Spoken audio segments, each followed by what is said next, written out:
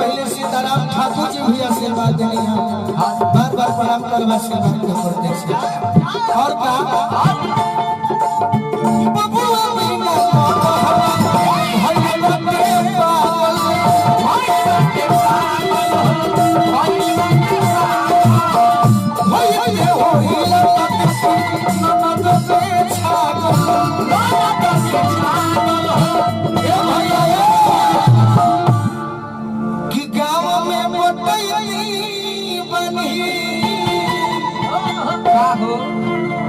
कि गाँव में मटैती बानी अरे दिलवा राजा जी कब होई है गोदी में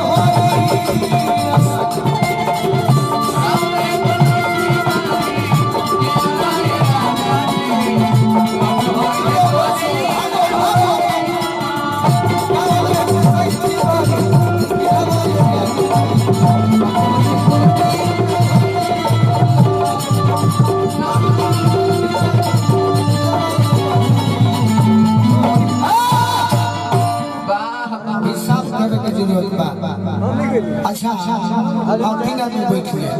खाली एगो हमारे देख मदद चाहिए ना जी भगवान महीने गाना पर छोड़ के मैं केहू के फरमाइश नहीं खेला कि सभी गाना सुन ले अधेरा क्षेत्र में बानी ऐसा गीत तक जब हमारा मरला के बाद खत्म हो सकता सुनिए प्रेम भैया के देश में हर भाव के जवाब हो जा बैठा जने हजे आज बिया हुआ चढ़त में लगना बैठने तो जान आजे बाल बच्चा हुई हां हां रोज बैठे गात में भाव झुके मक्के बैठी यहाँ के पहले वाले मेरे जवान रहे अच्छा समय जब बीतेला आदमी सोच में बहाली हो जाला आप हटेड़ी के हमारा जिगर के टुकड़ा तबीयत खराब में भी गोलू राजा के गीत सुने खातिर खुशी के प्रोग्राम देखे खातिर फौजी जवान हरि कृष्ण से आई बड़े भैया के स्वागत करो बार बार प्रणाम करो ऐसे बैठना चाहिए हमारे साथ देखा वाला में से बैठा ऐसे कि हम हो जान हीरो होंडा बुलेट ना चलावल चाहिए हम हो पोकले नहीं घिचल चाइना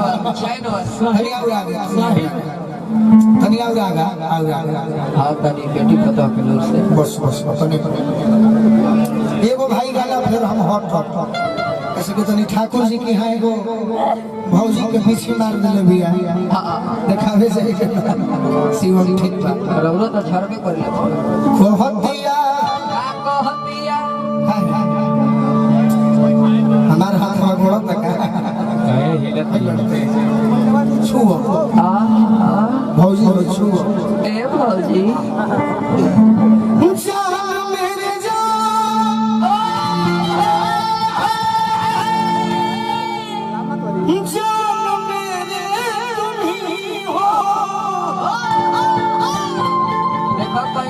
छोड़ दे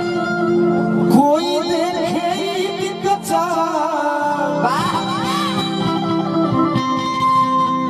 जान मेरे तुम्ही हो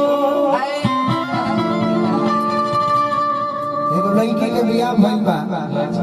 अपना बलमुआ से कहती कि आज हो पहिला मिलला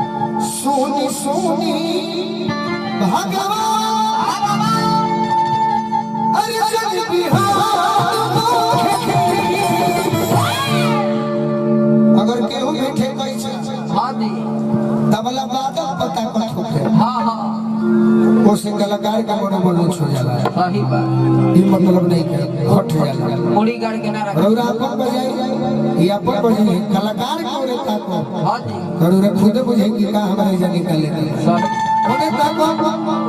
ना ये न करके सुनी सुनी भगवान